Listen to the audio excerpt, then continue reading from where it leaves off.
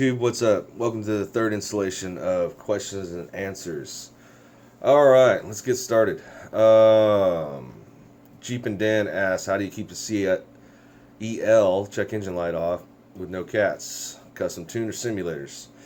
Neither. My check engine light's on all the time. Haven't been able to get a custom tune. Haven't been able to get any simulators. Haven't been able to find any that'll ship to California or whatever. Blah blah blah blah blah blah blah blah. So yeah, they're on all the time. I check my check engine light codes every once in a while just to make sure it's just the same old thing. Doesn't really bother me. Is a slight nuisance, but whatever. Yeah. So to answer your question, check engine light's on all the time. Okay. Let's see here. Low G, thanks for your comment. Glad you enjoy my videos and they're entertaining and informative for you. Windshield light brackets are from Farmer John Off Road. Do a Google search, Farmer John Off Road. Give you the. That's where I ordered them from. They're heavy duty. They fit nicely. No issues. Well built. Well made. Very very happy with them. Texas Redneck asks, gotta love the name, Texas Redneck, love it. SoCal Redneck right here. Actually from Texas originally. Family moved out here when I was 4. Yeah, anyhow. What exhaust do I got? Already went over that in a video, but yeah, 2.5 inch all the way back. Stainless steel header. Flow Daddy, no cats. It's got a MagnaFlow muffler on it right now with a Super Trap tailpipe diffuser. Super Trap tailpipe works great because it acts as a spark arrestor and really mellows out the sound. The only problem I'm having is the MagnaFlow muffler is slowly burning out, getting fiberglass in the Super Trap and slowly getting louder. So it's probably going to get shit canned, and I'm going to go with a Broiler stainless steel muffler because stainless steel internals and they hold up a lot better. In one of my other videos I'm going to do about my buddy's Volkswagen with a rotary engine. I'll show you on that. He had a MagnaFlow muffler, a Super Trap diffuser is where I got the idea from, and he completely hollowed out the MagnaFlow muffler just with the running the engine because rotary engines make all kinds of exhaust pressure, and kept filling up his Super Trap. He switched to a Broiler and he hasn't had any problems with it since. So once he's run it a little bit while longer, make sure it works out, I'm probably going to do the same thing. Get what you pay for, I guess. Okay, coming up next. Yeah, I'm not boring out my intake, putting a carburetor on it. Not happening. When it comes to off-road, you want fuel injection because you want throttle response and you want the ability for your computer to tune your air-fuel ratio for wherever altitude you're at. Yeah, I'm staying with the fuel injection. Engine works fine. It makes plenty of power, but it can make a lot more. The only problem I'm having with it is getting the custom tune to work properly. Or getting a custom tune, period. Right now I've got the Trail Dash 2 on it. Love it. It made a big difference. It put about 4 or 5 degrees of timing in it. And made the shifting on the transmission work a lot better. We'll get into that here in a minute. Right now it's making about 175 horsepower. I think the highest I've seen is 180 on the Trail Dash 2's display. Don't know how accurate it is because it's not actually a dyno. But anyhow, moving on. Okay, yeah, Brad C, Jeep enthusiasts. What harmonic balancer do I use? Okay, so there's different crank snouts depending on what crank you're using. The crank I'm using has the short snout because you want to run the same style harmonic balancer as your engine had factory. That way all of your accessories and belts and everything will work properly. Okay, so originally I used the factory harmonic balancer, cleaned it up and painted it. Funny story, I actually had a buddy helping me, and he cleaned it up, painted it, and I told him make sure you clean off the mounting surfaces of paint so it doesn't mess anything up, and cleaned out the inside where it goes with the crank snouts, didn't have issues there, but on the outside where it seals up to the harmonic balancer front engine seal there, didn't, and the ceramic paint after about 10,000 miles just sanded away and ruined the front seal. Luckily, when it happened, the engine was idling in town, and I found it pissing oil out the front, and it was no big deal to fix. Changed the seal out, but I did upgrade it to a Professional Products SFI approved dampener. You can get them on Amazon or Summit. I don't remember if I got mine on Amazon or Summit. But anyhow, I'll put a link right here. That's the link on Amazon where you can get the one that I did, but you need to make sure that that harmonic balancer is for your application. I went with a Scat 9000 series crank that had the short snout on it, so it worked fine with my application. Your application might be different. You need to make sure of that. But yeah, there's a long and a short, basically.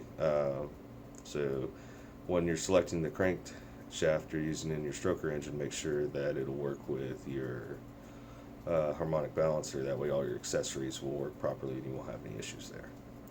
I hope that answers your question, Brad. As promised, make a video for you. Let's see, I've got a bunch of other replies here on this one. Let's see what they all are.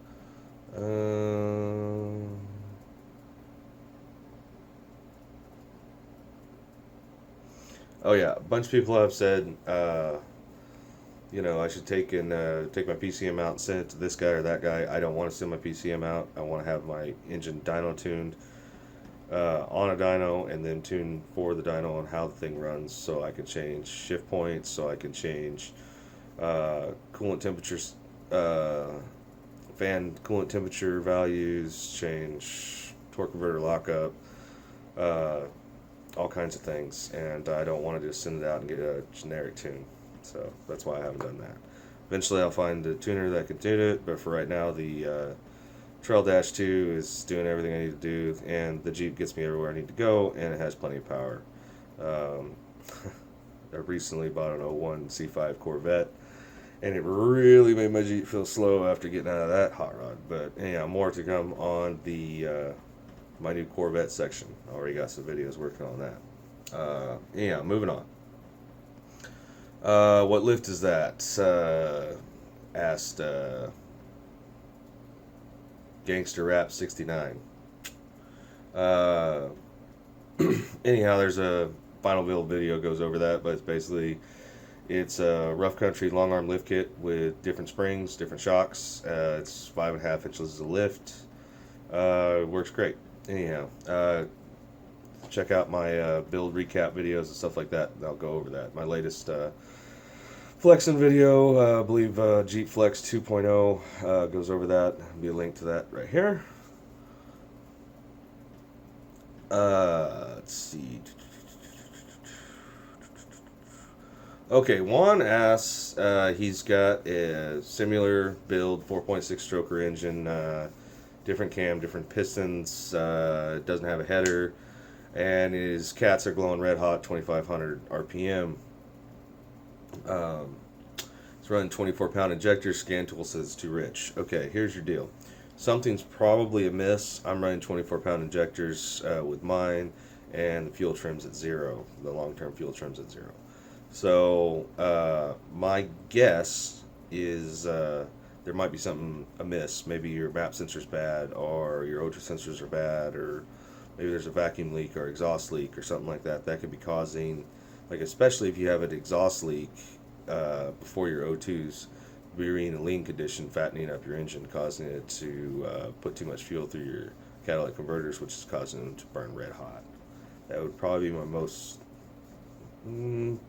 that would probably be the answer I would go with, more than likely. But check out all your basics. You know, check for vacuum leaks. Yeah, make sure all your electrical components are good, all your vacuum leaks are good, you know, that kind of thing. Shouldn't be having a problem with like that. I don't run CAT, so I never ran into that problem.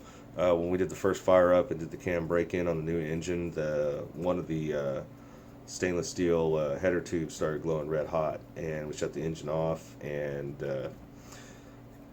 checked everything out. Everything seemed to be fine. Fired it back up, and it didn't do it again. I'm assuming it's because of assembly lube on the exhaust valve on that side, or some kind of lubricant that was burning off, and that was causing it to do that.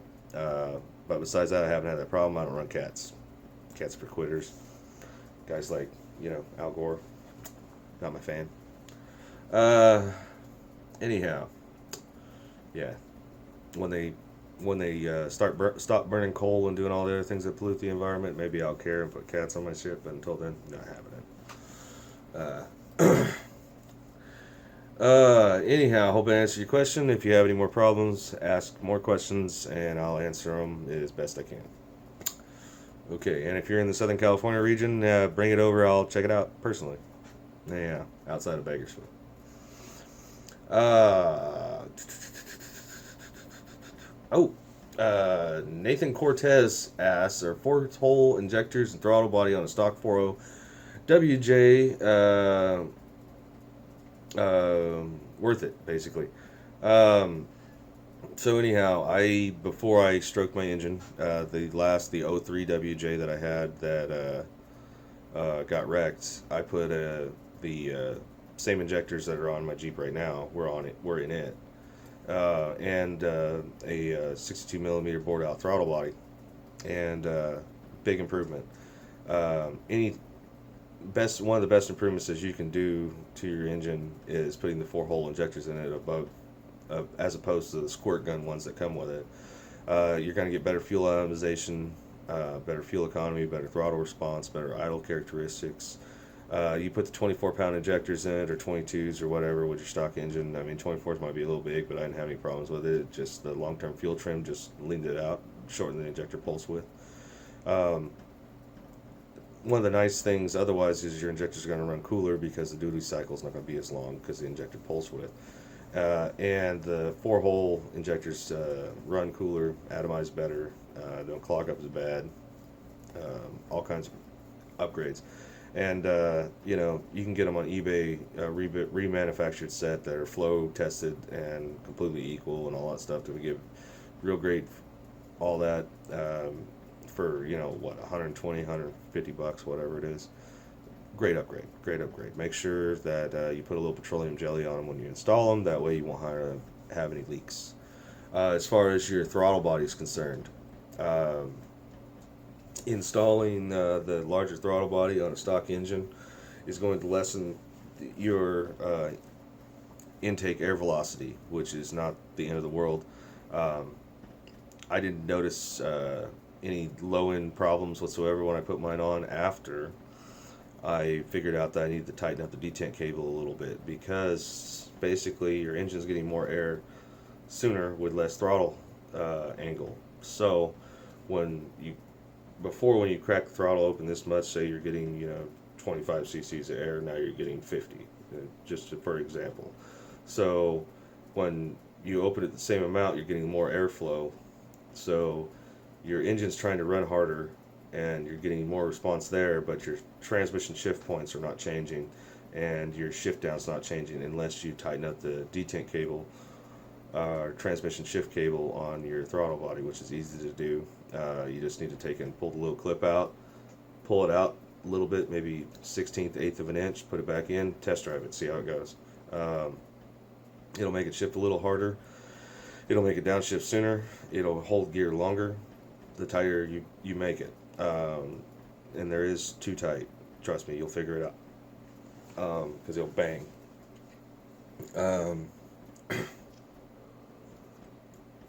Bear with me, guys. I'm kind of getting a cold.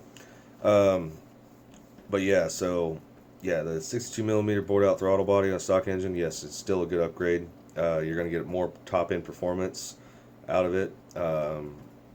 You just got to make the necessary adjustments to it and make sure that when you put it on, that it's not restricted, that and make sure you don't put a stock size throttle body spacer if you're running one of those with a 62 millimeter throttle body, because it's just going to choke it down. It won't work out so well. And make sure your gasket matches up and your throttle and your intake manifold matches your throttle body opening, so you get the maximum benefit out of it. To answer your question, 4-hole injectors in the throttle body on stock 4.0, definitely do it. Good upgrade. It's not an expensive upgrade, and you will notice a difference, guaranteed. Anyhow, I think that's pretty much it for for the question and answer section. If I missed your question or your comment, Sorry about that.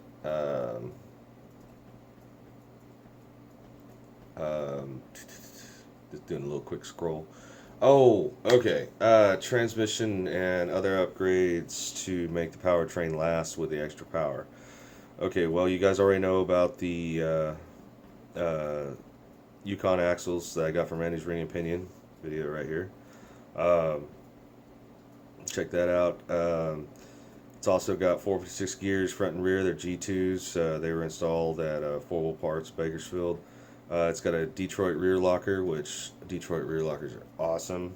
Um, I would definitely suggest putting a Detroit locker in. They are not harsh. They are not noisy. All the myths of yesteryear, they probably were bad, but now they're great. I want to put a Detroit locker in everything I own. Those things are awesome. It's full carrier, so it's a lot stronger than like putting a lunchbox locker in. In the front, it's got the Eaton E-Locker front axle lockup in it. Love it too. The only thing I don't like about it is you can't turn as soon as you lock that sucker in. I mean, you got like, and that's it.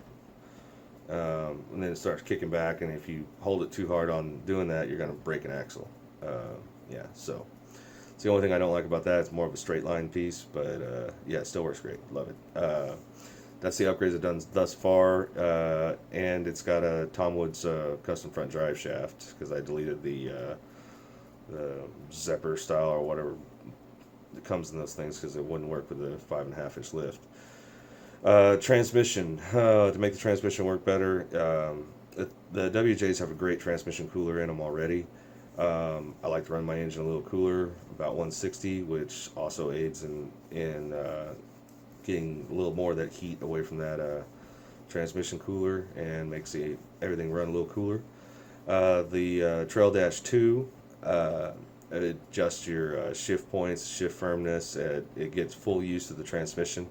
In the transmission that I use, I don't know exactly the numbers on it, but basically it has 3 forward gears and it has a range box on it, basically. So now that it's got the Trail Dash 2, you've got first gear, and then the range box switches into high. So you're still in first gear, but it's first gear low, first gear high, second gear high, third gear high. So it's like having a 6-speed transmission, and yeah, it's getting full use out of it. And that's gonna severely help with that. Not to mention putting the 456 gears in, it takes a lot of the strain off the transmission because of the bigger wheels and tire combination. And just don't drive like an idiot. Don't go and put a 30,000 pound trailer behind your WJ. That's stupid. I mean, they have load ratings for a reason because the transmissions can't handle pulling super heavy loads and beating the shit out of them all the time. But haven't had any issues with the transmission yet. The only problem I'm running into right now, why there's not more YouTube videos of me out mudding with all the rain we've gotten in Southern California recently, is because my transfer case is broken. Yes, it doesn't go into 4-wheel drive anymore. Put it in 4-wheel drive, the chain's so stretched out it just skips teeth and everything like that. I gotta get a new one. I'm not even gonna bother rebuilding it because it's like $1,000 to for Monster Transmission to get a brand new one, and that's the route I'm going. I don't want to deal with it. I haven't talked to 4 Wheel Parts yet to see what they can do for me, but Monster Transmission rebuilds them with a warranty, and yeah, that's probably the route I'm going to go. And hopefully that'll make it a lot stronger. I know with like the 231s, there's all kinds of upgrades and stuff that you can do to it. There's not so much for the 242J. Transfer case is kind of shitty, but whatever. But yeah, and then having the long arm kit, and the better track bar. That's in my track bar video here. And coming soon, I'll be showing you about putting the extra shocks in the back and doing the transfer, the track bar mods and putting dual shocks on, all that stuff. All those videos will be coming. Eventually, I'll put a link up here when those videos are finally done. So anyhow. SoCal Sniper, thanks for watching. Keep sending me your comments. Keep asking questions. I'll keep answering them. Don't forget to like and subscribe. I appreciate it. Anyhow, I mean, the more money I make on my YouTube channel, the more videos I can make for you guys. So anyhow, SoCal Sniper, signing off. See you next time. Thanks for watching.